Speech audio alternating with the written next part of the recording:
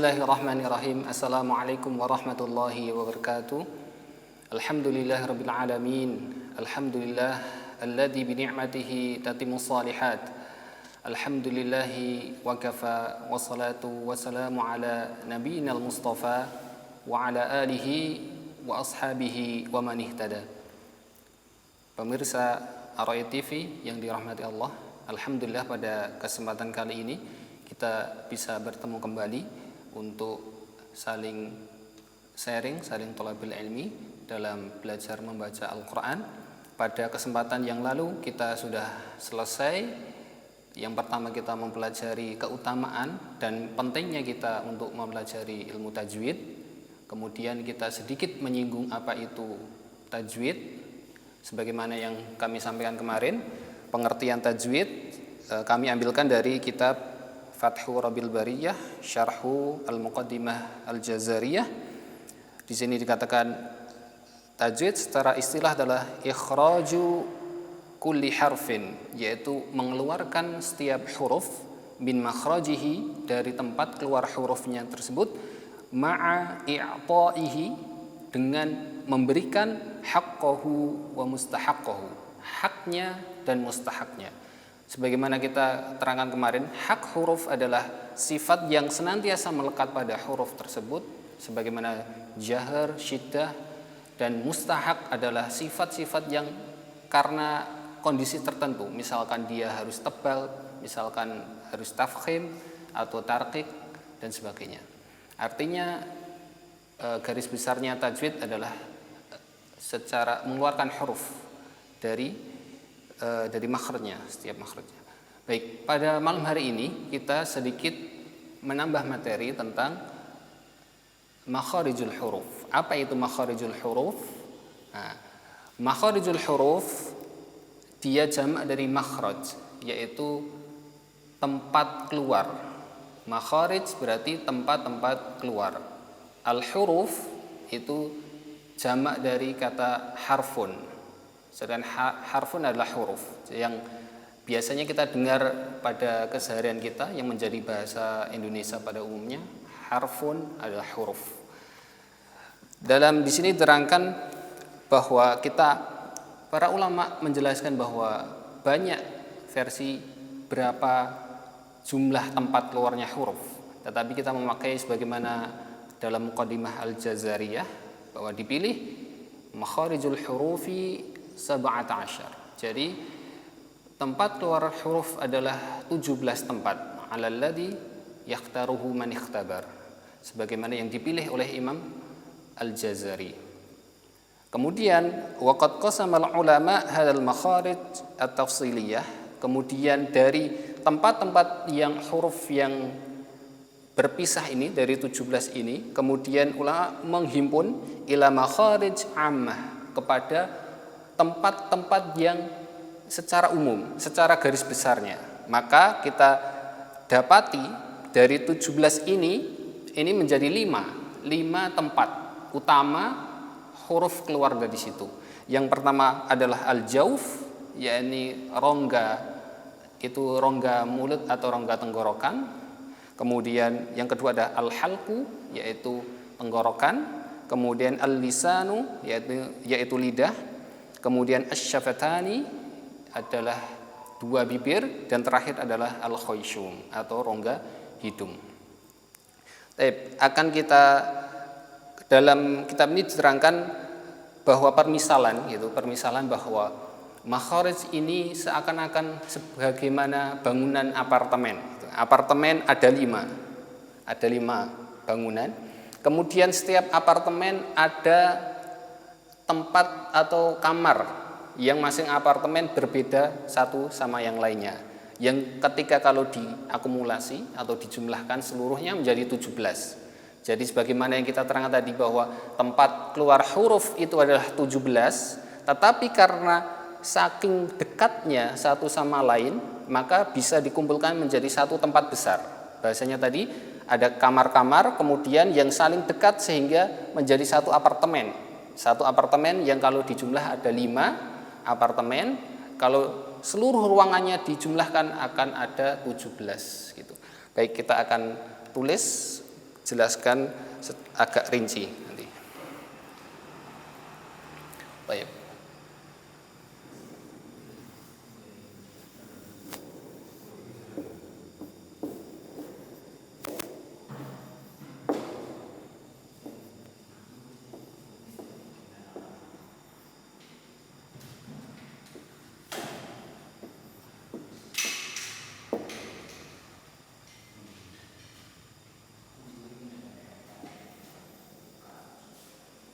Baik.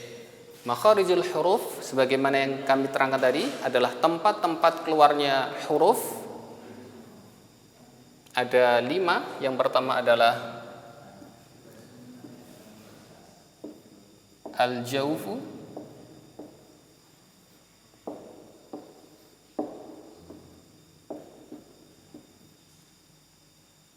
kemudian yang kedua adalah al-halqu,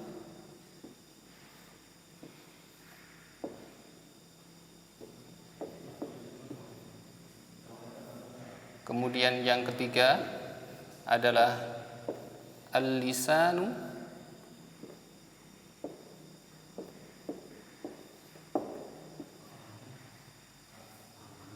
kemudian yang keempat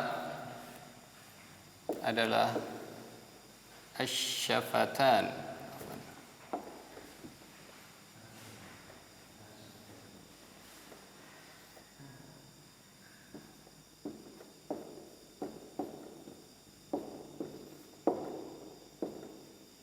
Dan yang terakhir adalah al-khayshum.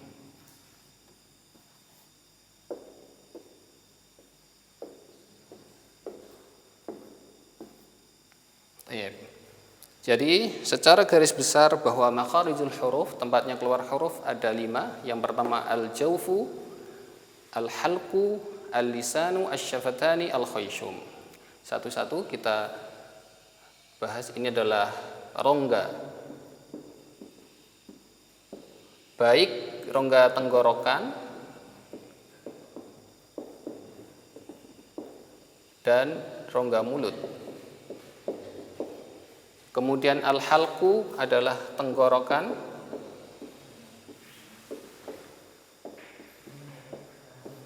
kemudian al-lisanu adalah lidah, kemudian asy-syafatani 2 bibir, yang terakhir adalah al-khayshum adalah rongga hidung. Baik. Kita akan mulai dari yang pertama adalah al-jawfu. Al-jawfu di sini diterangkan, kami akan bacakan pengertian dari al-jawfu.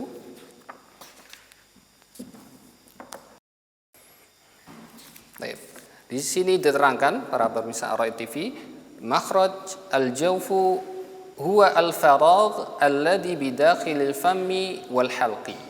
Bahwa makharij al-jawf adalah tempat kosong, kalau kita mengatakan rongga gitu, alladzi bidakhili al-fam wal halq, yaitu yang berada di dalam mulut dan tenggorokan. Wa yakhruju minhu al-alifu wal wawu wal ya'u al-maddiyah, yaitu di situ tempat keluarnya alif, kemudian wawu dan ya yang dia merupakan huruf mad. Maka dikatakan di sini adalah wa hadhil huruf ats-tsalatsah tusamma al-huruf al-maddiyah. Maka di sini diterangkan bahwa di sini dia merupakan huruf mad. Ya, mad sebagaimana kita ketahui bahwa mad, kita akan sedikit membahas al-jawf. Hurufnya apa saja? Al-jawf adalah adanya huruf-huruf mad. Misalkan ada alif yang otomatis sebelumnya adalah fathah, kemudian ada wawu yang wawu sukun yang sebelumnya dia dhammah, kemudian ada ya sukun yang sebelumnya kasrah, afwan. Nah. Jadi perhatikan pemirsa Aroy TV bahwa setiap kita melafadzkan huruf yang panjang atau itu huruf mad, otomatis kita mengeluarkan dari al-jauf, rongga, baik itu rongga mulut ataupun rongga tenggorokan. Misalkan saya mengatakan a, perhatikan a, berarti saya mengeluarkan dari rongga tenggorokan. Ketika bunyi a-nya yang panjang tersebut, itu berarti dia dari al-jauf. Sama u, i, atau biasanya dalam kitab dijelaskan dirangkum dalam kata nu, hi, ha. Nah, perhatikan. Ketika saya mengucapkan nu, hi, ha, maka di sini saya mengatakan ada dhammah yang di sini setelahnya wawu sukun otomatis mat, ada ha kasroh yang setelahnya ya sukun, hi, kemudian ha, nu, hi, ha, otomatis al-jauf. Dan insya Allah ini sangat mudah, insya Allah ketika kita bisa mengucapkan mat atau huruf panjang, otomatis secara tidak langsung kita akan bisa mengucapkan makhraj al-jauf ini. Artinya seluruh huruf yang dia nanti setelah itu mat, otomatis huruf tersebut dari makhrajnya kemudian akan diikuti suara dari al-jauf gitu. Ini yang pertama singkat karena al-jauf memang insya Allah mudah. Kemudian yang kedua ada al-halqu. Kita akan sampai ke bagian tenggorokan. Baik, saya akan hapus dulu untuk yang makhraj selain al-halqu.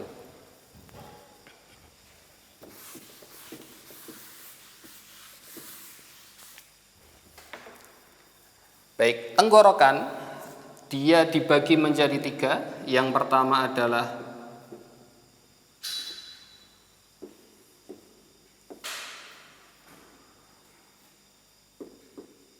aqsal halqi.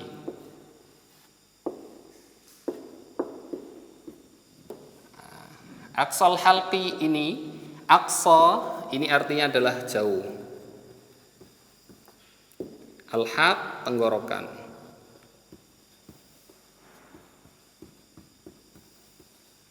Kenapa dikatakan jauh?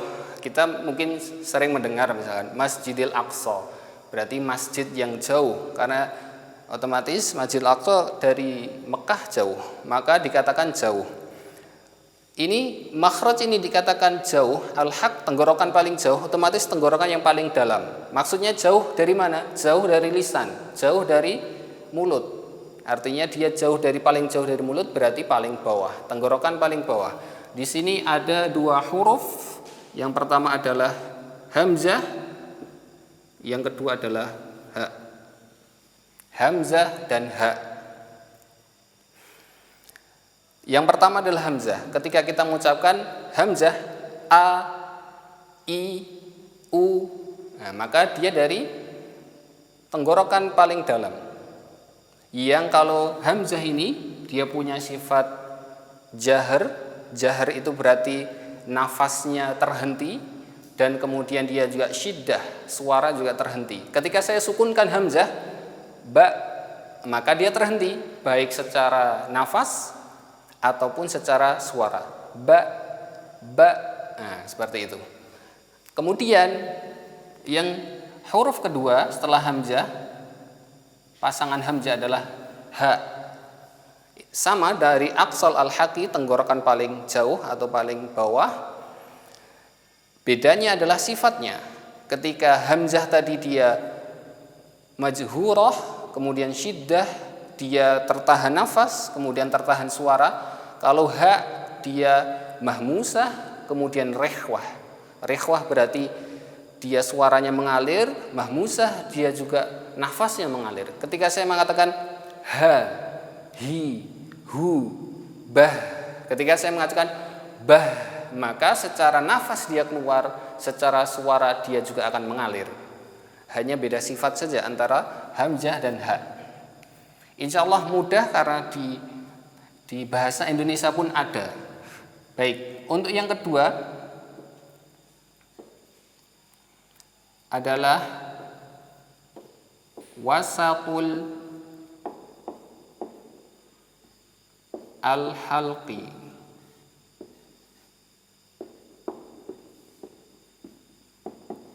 Wasat ini tengah, ini tenggorokan. Kita juga sering mendengar kata wasat, misalkan ummah wasato, ya, ummatan wasato, biasanya gitu kan, yaitu umat pertengahan. Wasat artinya pertengahan. Maka kita sampaikan bahwa wasatul halqi adalah tenggorokan yang tengah. Dari sini juga muncul dua huruf, yakni yang pertama adalah ain, kemudian ha. Yang pertama adalah ain, dia sifatnya adalah majhurah, yaitu nafasnya tertahan. Akan tetapi ain ini termasuk dalam huruf yang mempunyai sifat bainiyah. Bainiyah berarti bahwa dia pertengahan atau antara rikhwah dan syiddah. Antara suara itu tertahan tetapi juga ada aliran sedikit. Maka ketika kita mengucapkan ain, kita lafadzkan a.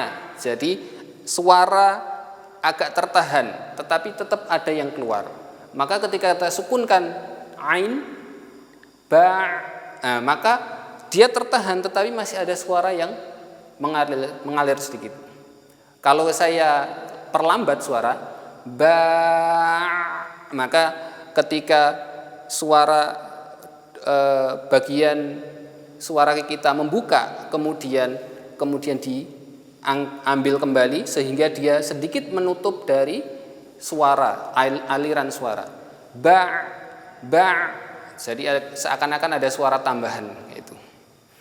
Ini yang ain, kemudian yang ha. Ha bersih sebagaimana kita lafadzkan ha, hi, hu, bah, maka dia bersih. Dua huruf ini dari wasatul halqi. Baik, pemirsa Arai TV, untuk sifat-sifat insyaallah akan kita bahas setelah makharijul huruf. Untuk yang pertama mungkin ada yang agak bingung, sifat ini syiddah, ini sifat ini rikhwah atau yang sebagainya.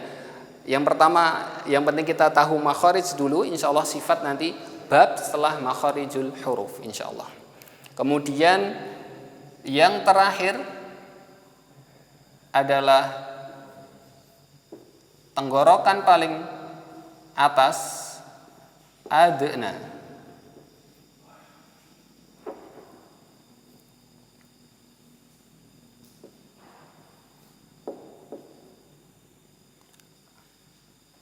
Adna al-halqi.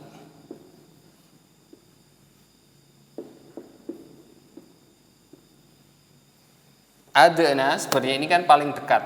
Nah, sebagaimana kebalikan dari aqsa, adna itu dekat atau yang paling atas dari rongga otomatis.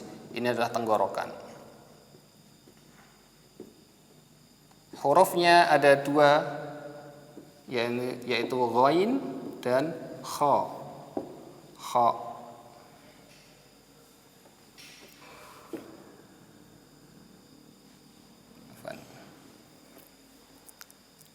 Baik, ini tenggorokan paling atas adalah gha.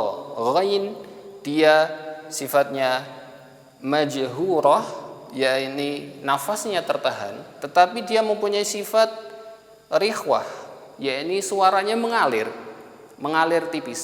Kalau kita dengarkan gha, ghi, ghu, bel. Nah, perhatikan ghain tetap suara mengalir, tidak tertahan sebagaimana bak. Nah, tidak bak. Kalau bak berarti dia sifatnya syiddah, suara tertahan. Dia suara mengalirkan. Andai kata kita alirkan terus, dia akan mengalir terus. Bel, al. Nah, seperti itu. Dan dia kalau yang tadi di sini dia sifatnya istifal, pangkal lidahnya dia turun. Untuk dua huruf ini dia pangkal lidahnya diangkat. Maka seakan-akan dia suara akan terkumpul di rongga mulut. Gha, l gitu. Kemudian yang kha ini punya sifat mahmusah dan rikhwah, otomatis dia suara ataupun nafasnya mengalir. Kha, khi, khu, bakh. Jadi sama, dua-duanya huruf yang isti'la. Jadi pangkal lidahnya diangkat sehingga seakan-akan hurufnya tebal memenuhi rongga dari mulut. Jadi bukan saya mengatakan khe, bukan, tapi kho. Bukan re, tapi gho. Nah, seperti itu. Perlu diperhatikan bahwa tidak terlalu banyak taskhir. Taskhir itu kalau orang Jawa misalkan itu getaran yang ada di tenggorokan. Misalkan dulu mungkin diajarkan, mungkin beberapa orang mengajarkan terlalu takaluf, terlalu berlebihan, atau gitu misalkan itu. Tidak seperti itu, tidak sampai berlebihan seperti itu. Dia lembut, nah, bukan tidak terlalu menekan atau timbul taskhir terlalu banyak. Baik pemirsa Ar-Ra'i TV, perlu dipahami kalau al-halqu ini ada 6. Ada hamzah, ha, ain, ha, ada gha, ada kha. Yang kalau kita jumlahkan ada 6 ini, maka al-halqu, dia makhrajnya al-halqu. Kita sering mendengar misalkan ada hukum bacaan nun sukun dan tanwin namanya idhar al-halqi. Idhar jelas, al-halqi tenggorokan. Maka sebenarnya mudah sekali kalau kita sudah paham makharij, otomatis nanti hukum-hukum akan mengikuti. Idhar halqi hurufnya apa aja? Sebagaimana di makhrajnya ada 6, ada hamzah, ha, ain, ha, ada ghain, kha. Nah, itu dua makhraj ini. Untuk pada kesempatan kali ini kita sedikit tetapi semoga bisa dipahami benar-benar bahwa makharij ada 5 secara umum. Yang pertama al-jawfu, yang merupakan dia rongga tenggorokan dan mulut. Di situ keluar huruf-huruf maddiyah atau huruf panjang. Kemudian ada al-halqu, tenggorokan yang dibagi menjadi 3. Aqsa, tenggorokan paling jauh atau paling bawah. Ada hamzah, kemudian ada wasatul halqi, tenggorokan tengah yaitu ain, ha. Kemudian ada adna, paling atas tenggorokan ada kha dan gha, ghain. Pemirsa Ar-Ra'i TV, demikian paparan singkat dua makhraj ini, semoga bisa dipahami dan membawa manfaat bagi kita semua. Aqulu ma tasma'un, barakallahu fina wa fikum, wassalamualaikum warahmatullahi wabarakatuh.